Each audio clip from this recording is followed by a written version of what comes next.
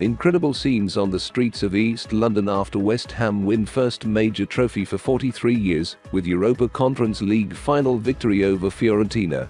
A massive crowds gathered to watch team parade trophy through East London.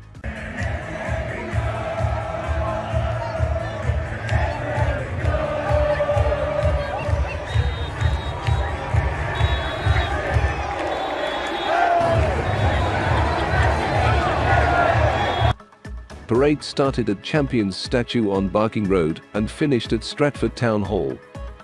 The players and fans were in full voice singing along to I'm Forever Blowing Bubbles and We Are the Champions. The Hammers' victory over Fiorentina in Prague sealed their first trophy in more than 40 years.